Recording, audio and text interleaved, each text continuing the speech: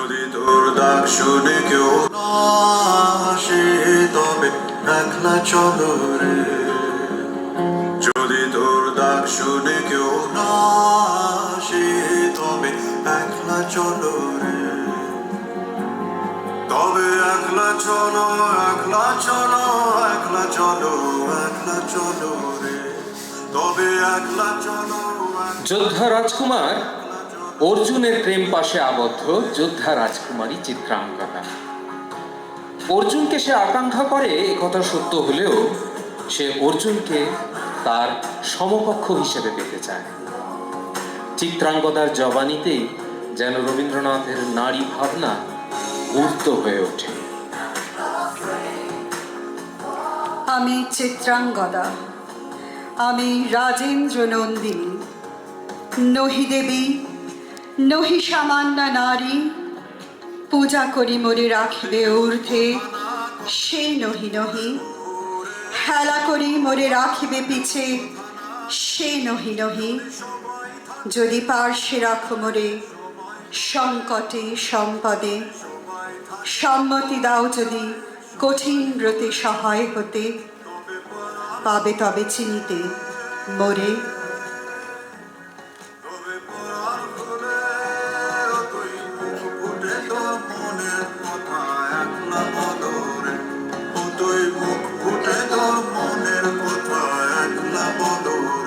যদি তোর ডাক শুনে কেউ না আসে তবে একলা চলো।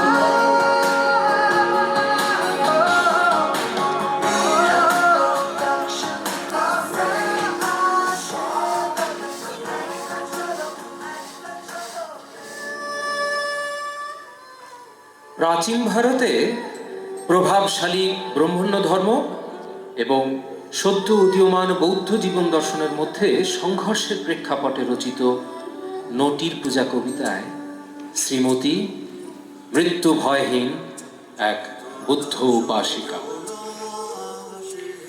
শিহরি সভায় মহিষী কহিলা, এ কথা নাহি কি মনে, অজাত শত্রু করেছে রটনা, স্তূপে যে করিবে অর্ঘ রচনা, শুলের উপর মরিবে সে জনা, অথবা নির্বাসনে।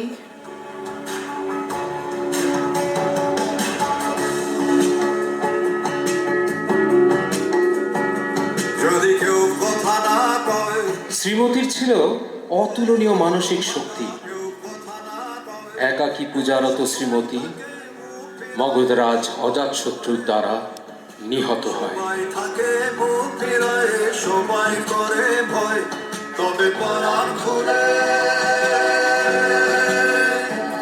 তবে পরাণ খুলে তুই মুখ ফুটে তোর মনের কথা একলা বলো রে। যদি তোর ডাক শুনে কেউ না আসে তবে একলা চলো।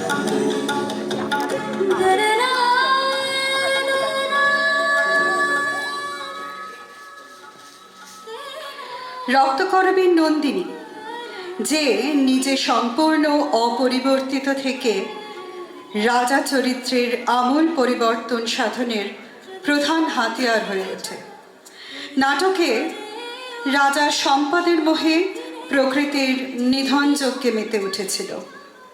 নন্দিনী চরিত্রটির মাধ্যমে রবীন্দ্রনাথ ঠাকুর পাশ্চাত্যের যন্ত্রযুগের তীব্র প্রতিবাদে মুখর হয়েছিলেন। নন্দিনী, ও নন্দিনী, তুমি যে বলেছিলে রক্তকরবী তোমার চাই চাই, রক্তকরবী এখানে সহজে মেলে না। অনেক খোঁজার পর ওই সোনার খনির ওপারে জঞ্জালের মধ্যে একটা গাছ পেয়েছি।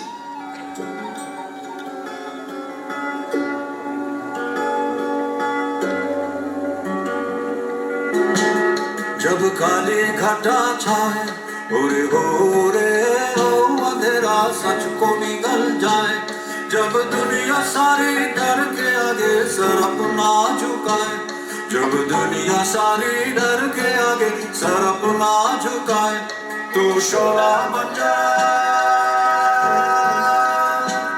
वो शोला बन जा जो खुद जल के जहां रोशन कर दे। একলা জ্বলো রে, যদি তোর ডাক শুনে কেউ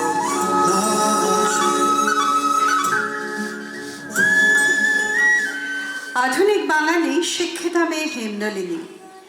সে তার বাবা মায়ের অনুমতি নিয়ে প্রেমিকের ফিরে আসার জন্য প্রতীক্ষা করে। তার প্রেমিক যে অন্য নারীর সঙ্গে বিবাহ বন্ধনে আবদ্ধ একথা তার অজানা ছিল। তার ভালোবাসায় তাকে ক্ষমা করা ও ভুলে যাওয়ার অনুপ্রেরণা দিয়েছে। সেই সময়েও সে নিজেই নিজের বিয়ের পরিকল্পনা ভেঙে দেওয়ার মতো সাহস অর্জন করেছিল। যদি তোর ডাক শুনে কেউ না আসে তবে একলা চলো রে। যদি তোর ডাক শুনে কেউ না আসে তবে একলা চলো রে।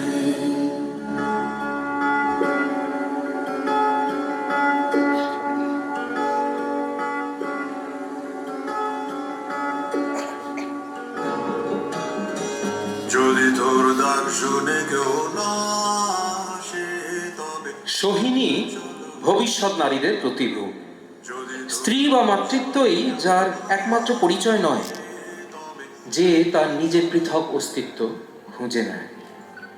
সোহিনী একজন যুবতী বিধবা নারী, যে কুটিল বিশ্বের বিরুদ্ধে লড়াই চালিয়ে তার স্বামীর স্বপ্নকে পুনরুজ্জীবিত করার চেষ্টা চালিয়ে যায়।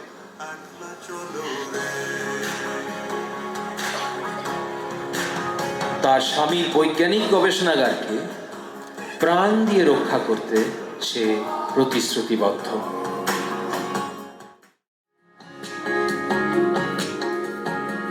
যদি কেউ কথা না কয় ওরে ওরে ও ভাঙা কেউ কথা না কয় তৎকালীন বাংলার শিক্ষিতা নারী চারুলতা সাহিত্যের প্রতি তার অগাধ আগ্রহ, বুদ্ধিবৃত্তিতে সে তার স্বামীর সমান। রবীন্দ্রনাথ ঠাকুরের নষ্টনীড় গল্পে চারুলতার লেখাপড়া থেকে হাতের কাজের দিকে ঝোঁক, জানলার খড়খড়ি তুলে রাস্তার ফেরিওয়ালা দেখা বা বাইনাকুলারে চোখ লাগিয়ে বসে থাকা সবই আসলে ছেলে মানুষের আড়ালে এক অন্তর্নিহিত নিঃসঙ্গতার প্রকাশ। চারুলতার মধ্যে দিয়ে এক গৃহবধূর নিঃসঙ্গতার কাহিনী নিয়ে সমকালকে আবিষ্ট করলেন রবীন্দ্রনাথ।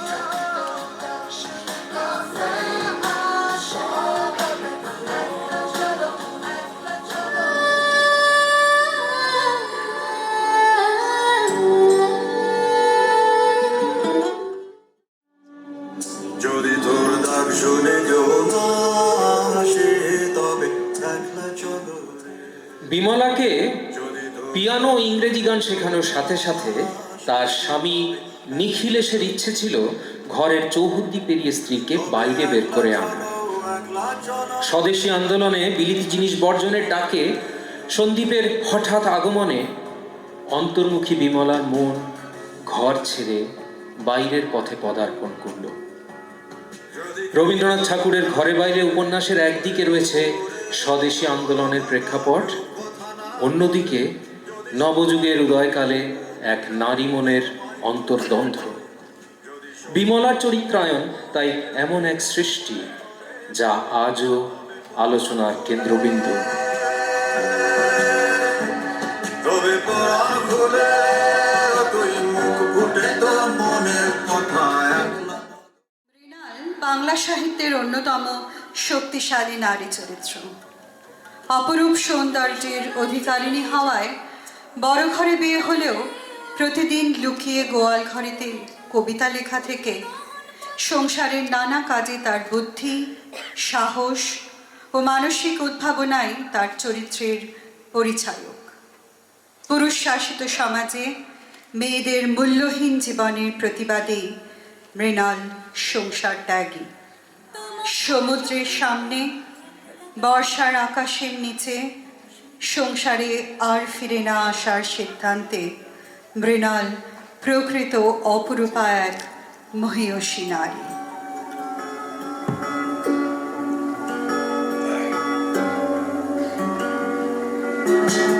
जब काली घटा छाए ওরে ওরে একলা চলো রে। যদি তোর ডাক শুনে কেউ যুবতী বিধবাদের সমস্ত আকাঙ্ক্ষা দমন করার বিরুদ্ধে রবীন্দ্রনাথ ঠাকুরের প্রতিবাদ হলো বিনোদিনী চরিত্রটি। বিনোদিনী একজন যুবতী, স্বামী তাদের বিবাহের পরেই মারা যায়। শারীরিক আকাঙ্ক্ষা ও সুখের জন্য তার প্রেম পাগল পারা হয়ে উঠলেও শেষ পর্যন্ত সে আদর্শবাদী পথে যায়। আত্মতৃপ্তির পরিবর্তে তপস্যার পথকেই বেছে নেয় সে। যদি তোর ডাক শুনে কেউ না আসে তবে একলা চলো রে, যদি তোর ডাক শুনে কেউ না আসে তবে একলা চলো রে, যদি তোর ডাক শুনে কেউ না আসে তবে একলা চলো রে।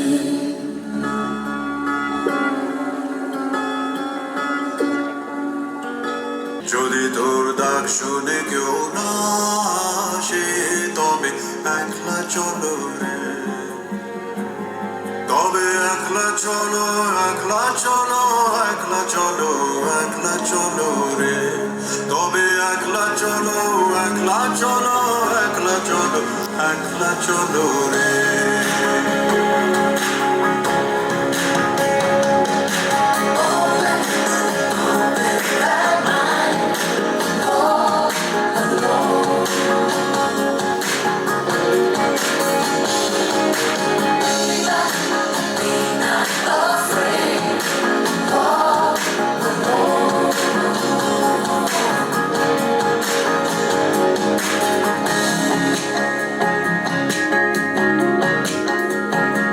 যদি কেউ কথা না কয় ওরে ওরে ও ভাগা, কেউ কথা না কয়, যদি সবাই থাকে মুখ ফিরায় সবাই করে ভয়, যদি সবাই থাকে মুখ ফিরায় সবাই করে ভয়, তবে পরাণ খুলে,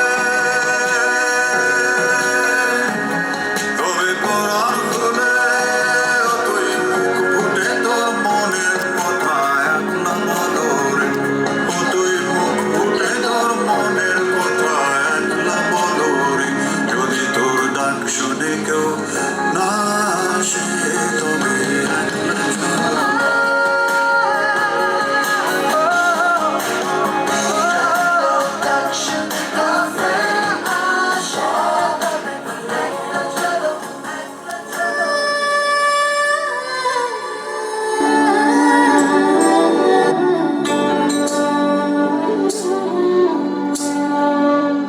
যদি তোর ডাক শুনে কেউ না আসে তবে একলা চলো রে, যদি তোর ডাক শুনে কেউ না আসে তবে একলা চলো রে,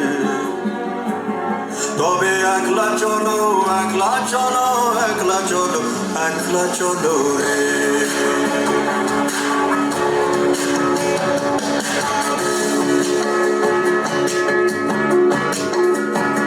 যদি কেউ কথা না কয় ওরে ওরে ও ভাগা, কেউ কথা না কয়, যদি সবাই থাকে